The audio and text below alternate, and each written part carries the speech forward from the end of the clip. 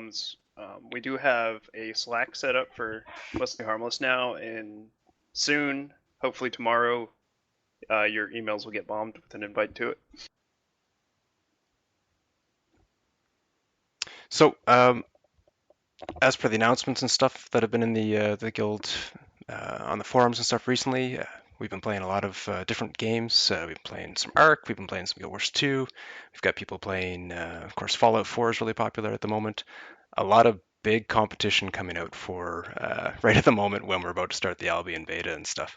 Um, but it's exciting that so many people were there, even just for the stress test at various times of the day and stuff.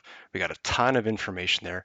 We've actually made a good half or more of that information public. We've put it out there. We said, hey, this is what's going on as far as we know.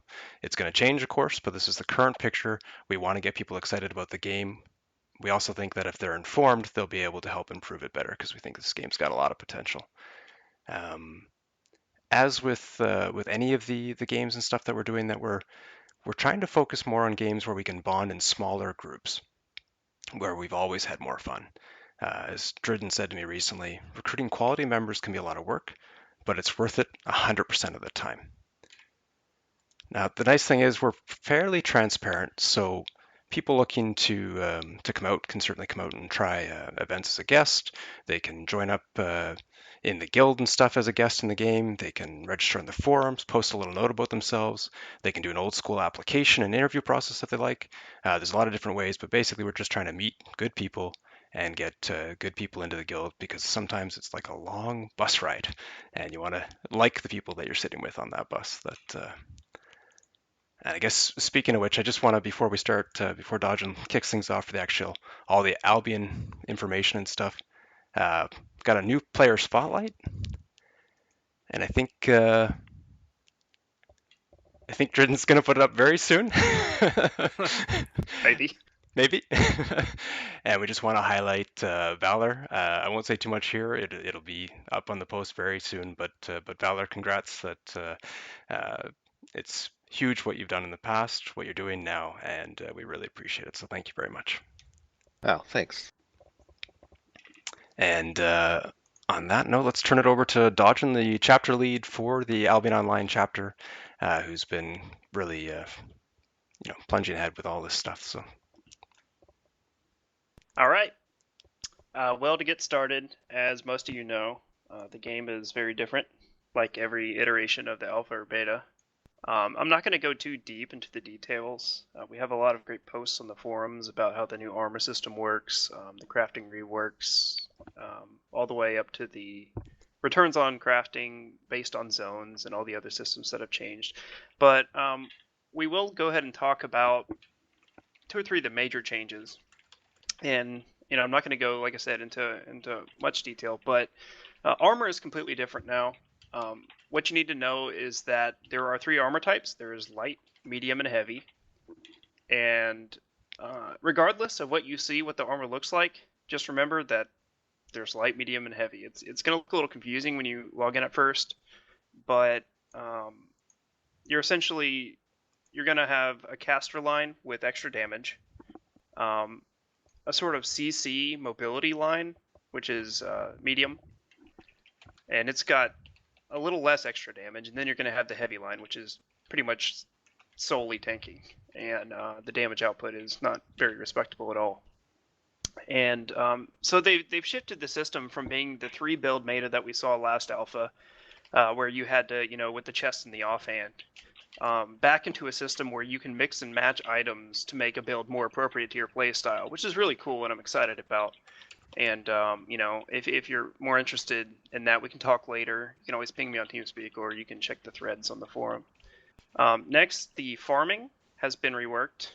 You've probably, seen some of that up on the site and on the AO official site.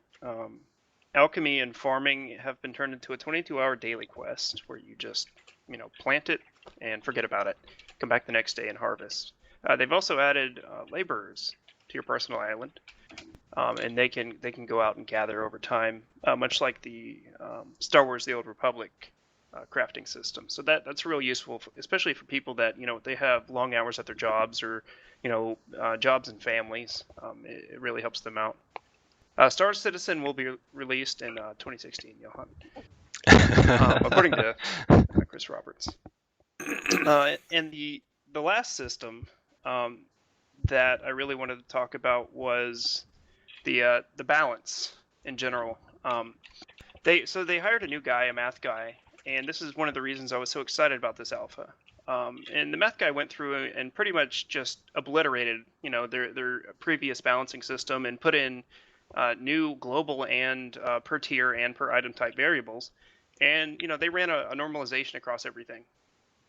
And so from the weapons that I was looking over, which is most of them, and the algorithms I was running across the data, the weapons that have similar abilities, unlike last time, they hit for around the same damage, and their CCs or their knockbacks are generally the same or very close.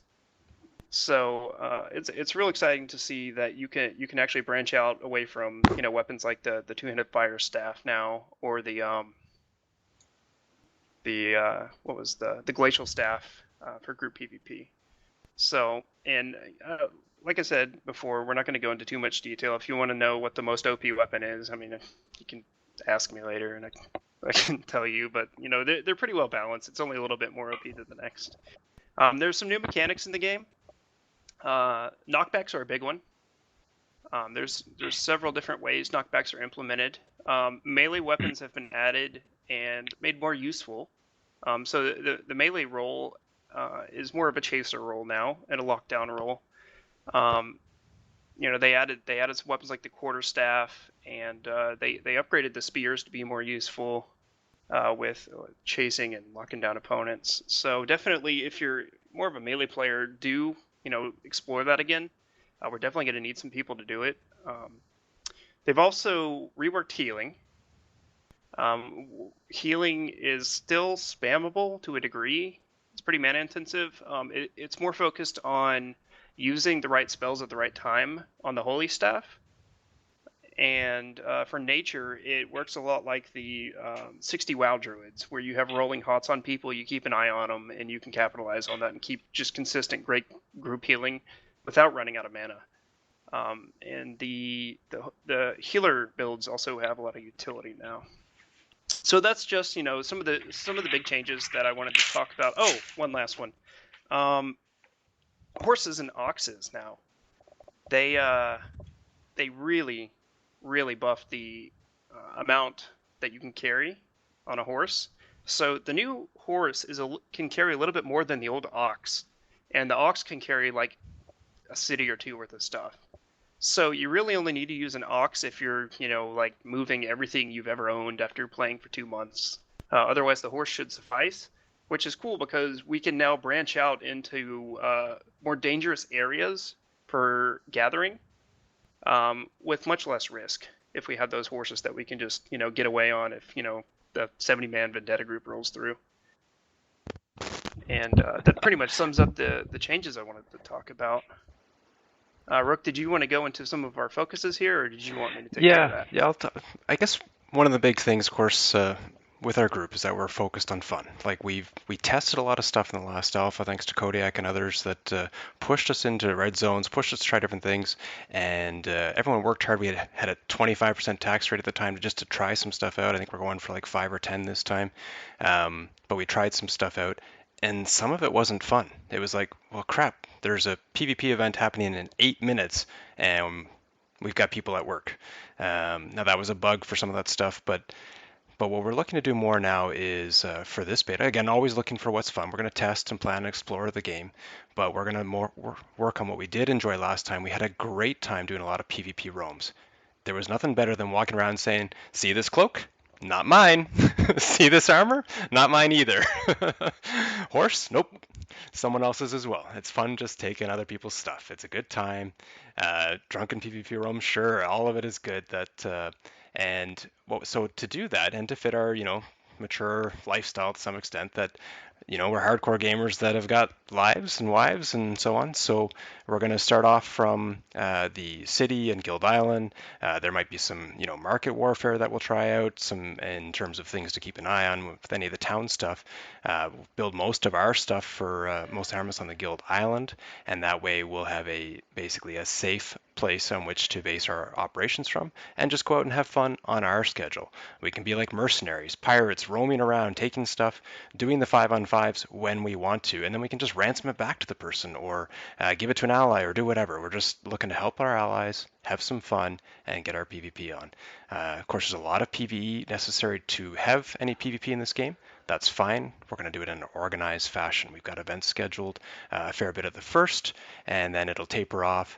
But by having more of a Guild Island base in a beta that's going to last for months, when people are off playing Blade and Soul or the other betas that are coming out or other games that are coming out, because it is just a beta, we're not going to burn out that way. We're going to make it so that we don't burn out, hopefully, and have a great time for when the actual game launches and test a variety of things. That's what the spreadsheet's for on the forums there. That's where we're sorting things out. We've got some, just to touch on the initial plans, and Dodge and I'll go into this more, but for instance, here's just a little bit of a glimpse that Pride and Vanity are going to make the holy staff. The light armor for the chest piece, Dodgen's going to do. Johan's doing the light cloth helmet. I forget who's doing the leather boots and then the leather chest. And we got several people working on the tools. Actually, the MH Crafter sort of account there.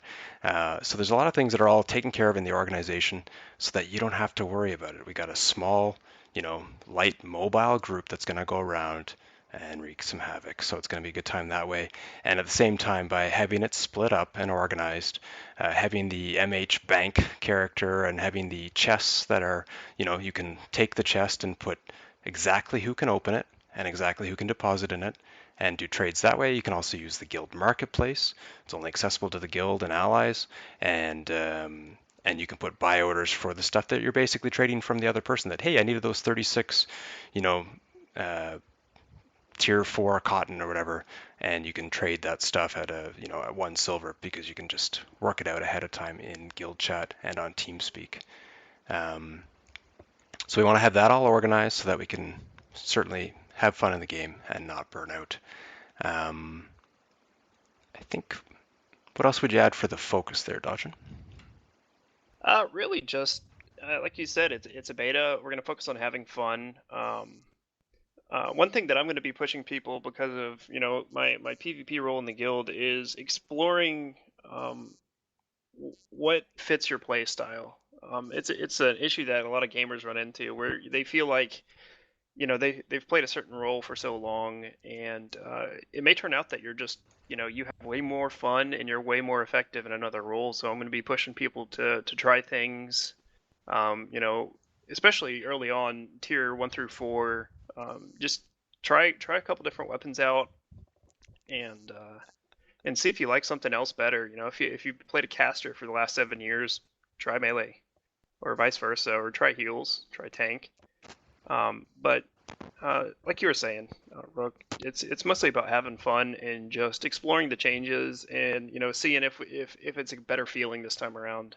And no matter what, having some fun and just going out on rooms and killing people. Yeah, and it gives us the time to grow into something that if you start, and I think Kodiak had a really good point about this in Arcade, that if you start with something, then you don't have an idea of what the commitment level of the membership at that time for time and energy is as to whether or not they can actually achieve it. If you're taking stuff from people, you know what you can do and you know what you can take back, so you can have a good time that way. Yeah. Oh, let me interject there. Mm-hmm. Speaking of Kodiak, I am happy to announce that we will have very low guild taxes this time around. Like under 10% low. I was the one pushing for guild taxes last time. I go taxes based off of need.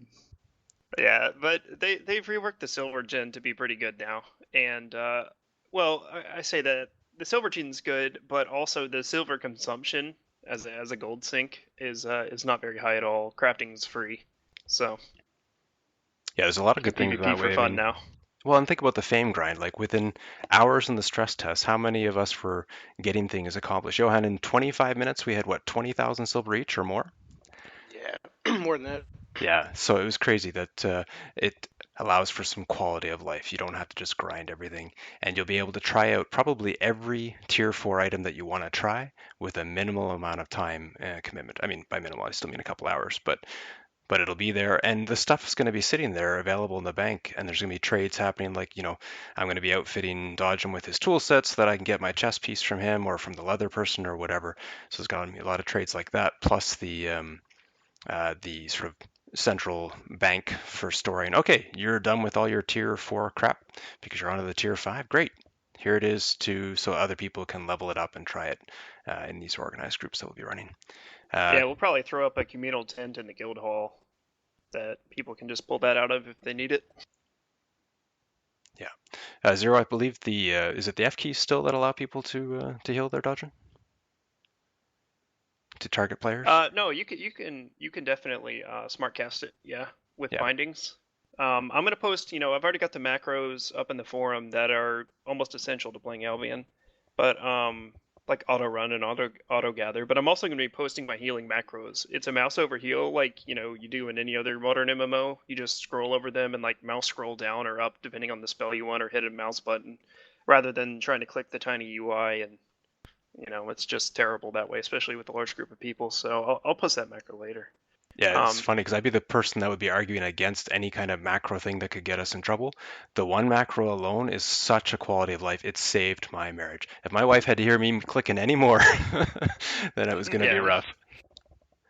Well, and I talked to the devs a while ago about it, and they were like, "Yeah, we don't care as long as you're not, openly just blatantly botting and exploiting the economy." Yeah, there's still work involved. It's just saving my mouse from expiring I quicker. still want them Right. to implement a way to add as many resources as you want to a building instead of 5 at a fucking time. Yeah, I don't know what that's about. Like Especially on a tablet game. On that note, I do have macros linked on our forums for building. Right. Yeah. But what Rook was saying is a good segue. With getting in the game and exploring to the next thing we wanted to talk about, which is our initial game plan. It's no secret. We were allied with the goons last alpha, and we had a really good time with them. They were all pretty cool people, and PvPing alongside them was a ton of fun. We had joint roams all the time, joint ox runs, which won't be necessary this time, which is nice. So we can do more PvP. And given our numbers and the poll that I did a while ago on the forums, we will be allying with them again this beta. Now allying, it's not like Arcade allying where we're bound by blood like we were with Deathlaw. It's they're buddies and we help each other out with stations and maybe rescue each other sometime if the guy's down with a lot of resources or something like that. And yeah, as Zero Guy said, goons are experts at forum PvP. They actually this past day got an entire forum on the official Albion forums renamed. It's so good, man. Oh my From God. guild discussion to forum PvP. It's awesome. Jeez. Because the mods just they didn't want to do it anymore. But so the initial game plan is the goons they're building up they're gonna build up a town somewhere or something, and we're gonna build up a guild island. Because we're not quite sure of the quality of implementation. Just like the guild versus guild system, it's nothing against the devs. It's just historically there's been some pretty devastating mishaps with these critical systems. So we're erring on the side of caution there. That if the town system completely is janked up and all the buildings are lost due to some fluke bug, we've got a guild island that everyone can just switch to right away. On top of that, it's beneficial. We don't necessarily have to build them in parallel, at the same rate. We can help out them with the town first, and then work on ours, or vice versa. But it's beneficial because if we do get enough numbers where the fatigue and the feeding does start to impact efficiency on the stations, having backups is really useful, especially for refining, especially with the 4.2s, because that stuff eats some resources there. Though I will make a quick note that during the test and the stress test, it was very hard to get the feed bar to move, and the fatigue bar I don't believe ever moved on any of the buildings, if I remember. The stone refinery, that was Yeah, it. I think they said the values were like really bugged. Yeah, so we'll just have to see. We don't know quite what we're looking at yet, and we'll adjust as we go there. Also, game plan day 0. I will be running groups that night. I'm gonna get my stuff situated straight off, get the guild made when we get in the game, and get all that taken care of. Get everyone invites. But afterwards, I'm going to be running fame groups.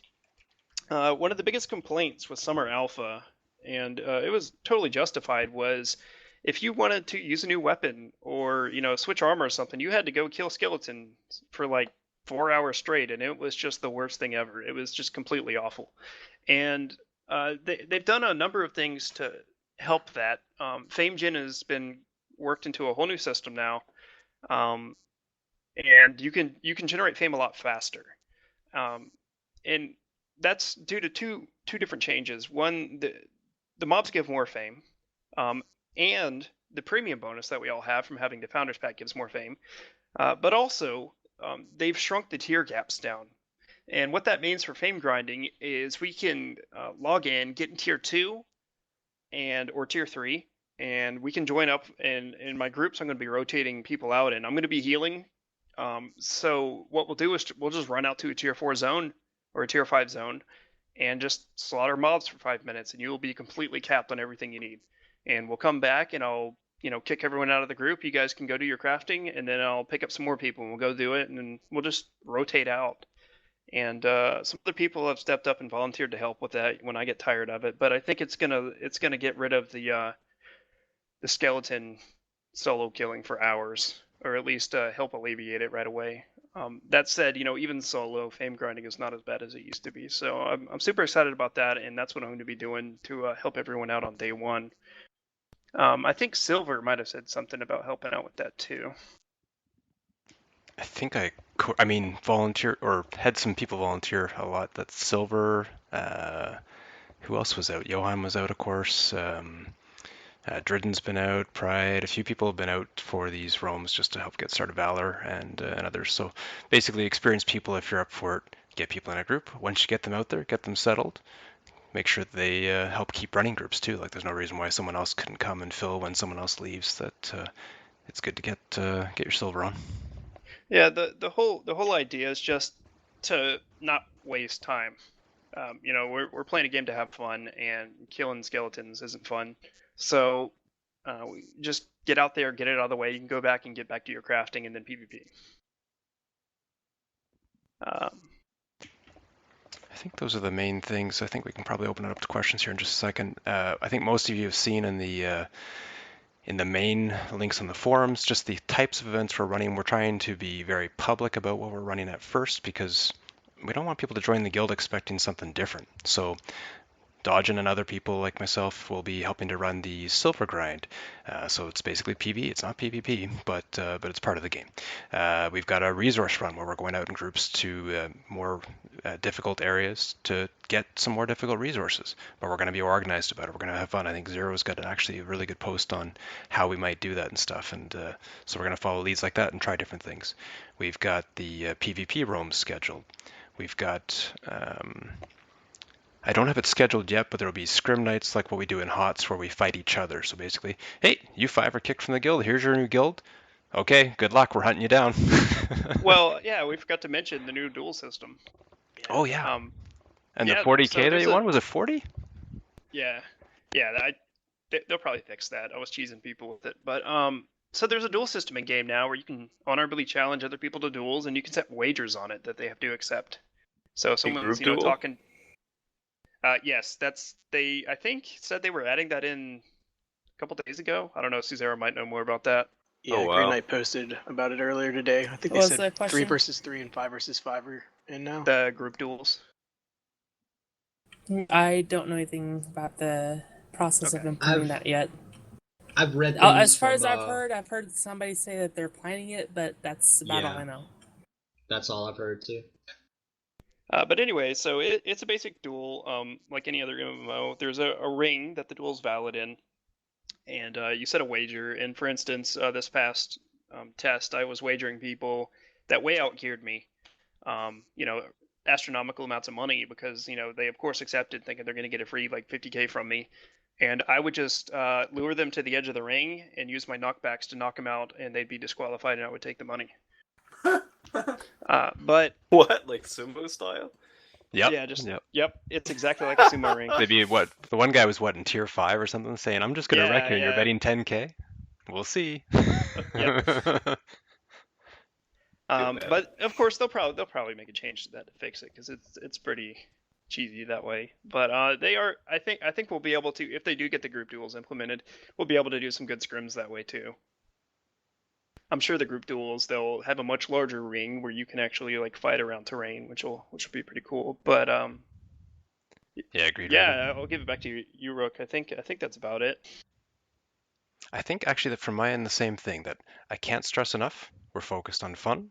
We think we know what's fun in this game. We're still going to explore all the other options.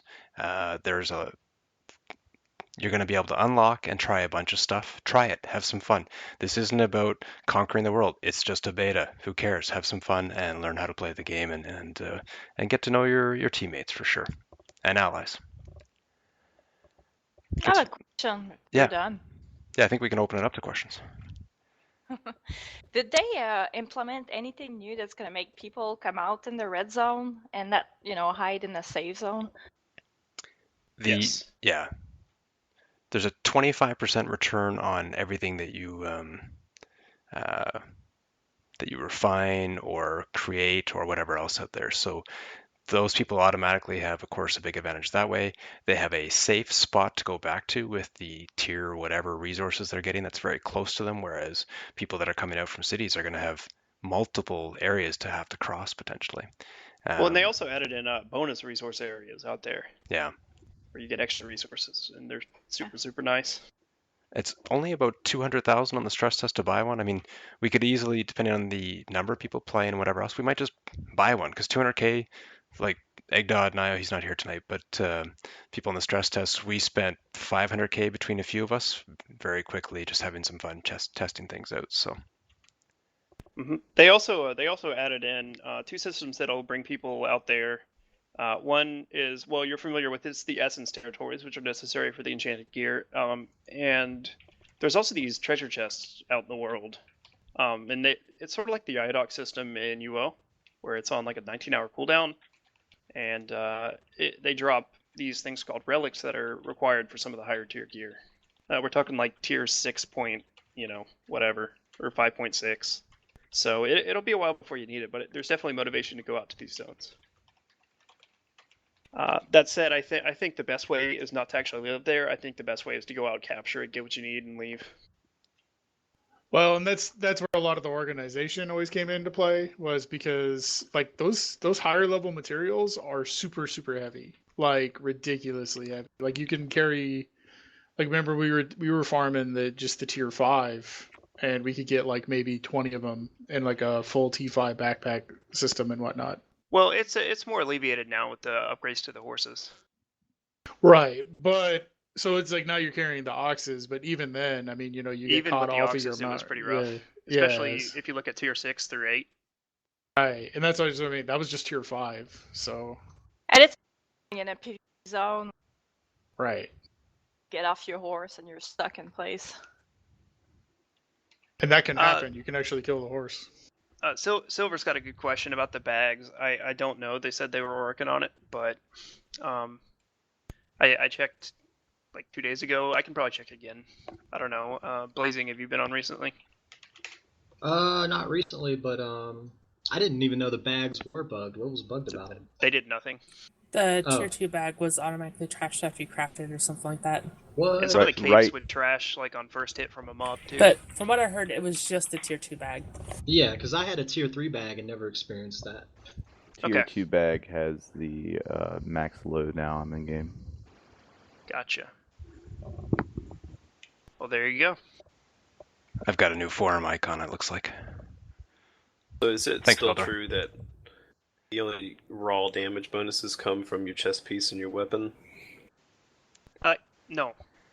So, everything in the light line can give a damage bonus. If you want the max ultimate damage, what you're going to do is go light chest, light helmet, and light boots. And the reason is because there's passives on Should I all of stop them. recording or keep going?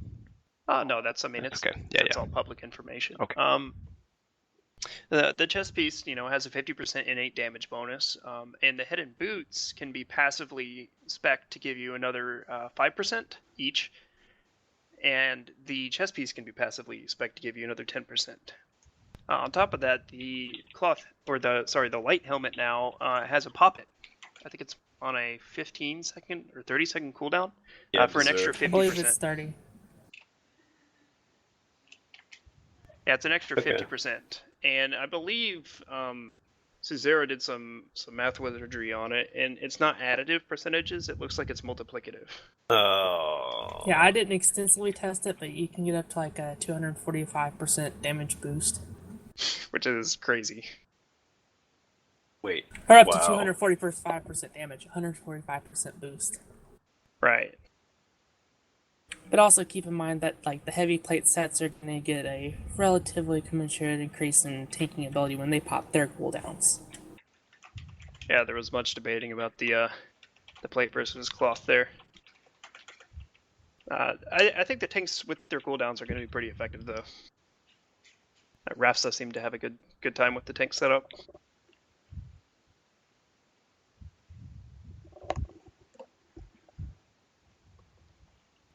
Is there any more questions, or I'm sure you have questions. Just open the mic and ask. Is the cleanse that's now on the heavy plate the old cleanse, or is it just? Okay. They took old cleanse out and shot it because it was, of course, way too OP and necessary for every PvP situation. Thank God. Yeah. So all the defenses are now on the chest piece, and the more damage boosty stuff or utility stuff is on the helmet, and the new cleanse is available to both the plate and the leather. The plate it's just a cleanse. I forget what it's actually called, but it'll remove all the dots on you, and it'll give you, I believe, it's either a shield or a magic and armor resist boost for a little bit, which is still really good. The leather, and I know Kodiak's going to be happy about this. The leather stealth now cleanses everything off of you. Oh yeah, that's what I wanted to test. That's good to hear. I was afraid it was going to actually break the medium, dots like it used to. Wait, the medium what? The medium cleanses dots off you when you stealth. Medium what though? Like the helm, the chest. Helmet. Or I'm pretty chest. Never mind, you're right. It's on the chest. Yeah, it's on the stealth is on the chest. The helmet was on the alpha. Yeah, they took away the super sprint time on the medium, but they passively run way faster, and I believe the boots have a better boost, if I remember. Yeah, the sprint boost on the leather boots makes you go faster, but the light ones will give you energy, and the heavy ones will give you health. Mm-hmm. And it's a good chunk of energy or health. Yeah, it's like third to half your bar or something. Yeah, because it's affected by your damage modifiers. Wait, what? Say that again? Yeah, that was really confusing. So the boots now, remember before they were just like, it was like a 7-second sprint or something, right? Right. Or a 3-second sprint. So let's look at the 3-second one. So you had a choice between the three different things. You either had really fast and really short, or right, that's gone. Really long. Yeah, really long. So now there's the short one that'll give you the return. There's the long one that won't give you anything back, and then there's flee. And the short one that gives you the return is really useful. The 100% one. Because on the cloth, it's going to give you mana back.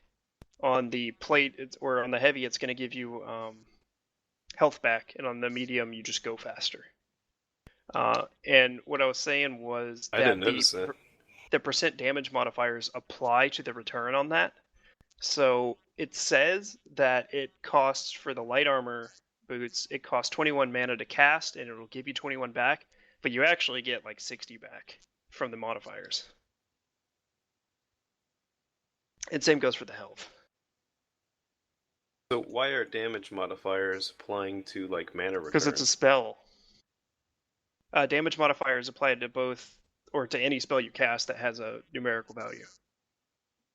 So the Berserk on the Helm, for example, for like the 38% bonus, would apply to like the it would return apply on to boots? the healing on the boots, yeah. What about potions? I don't know. I haven't tested the potions. Someone else may be able to answer that. Yeah, because what I wanted to I don't initially think test we've was... tested that.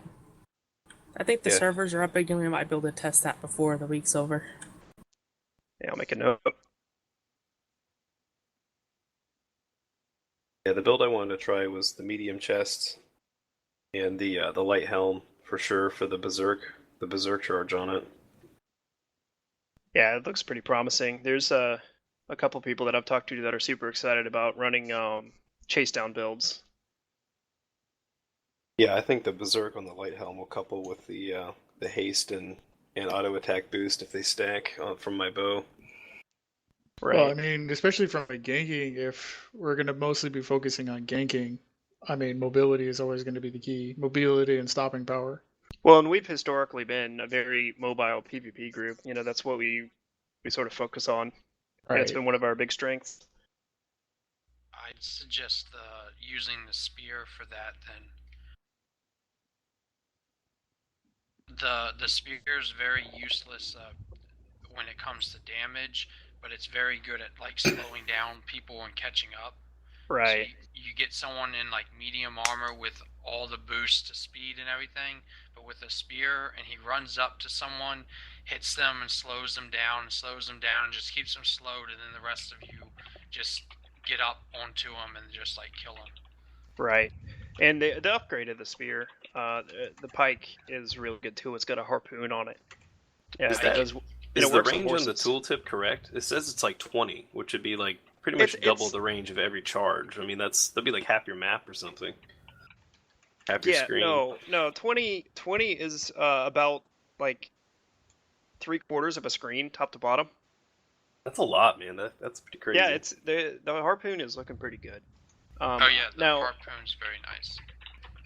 As far as the functionality, there are some bugs in the game that we saw, but you know, hopefully they'll be fixed to do with the new mechanics, like the you'll be pleased to know that the knockback doesn't knock you through walls anymore, like Paradox was abusing the hell out of last time. Well, the other issue, and this is what I put in the chat, was like, you remember before there was other issues as where knockbacks would actually knock them into you depending on what direction they were running. No, it's good now. Directional works just fine. Like that was nightmarish. Yeah. It's like, hey, knock him back. Also I knocked him into me. Yay. They also solved casting from a million miles away. Okay.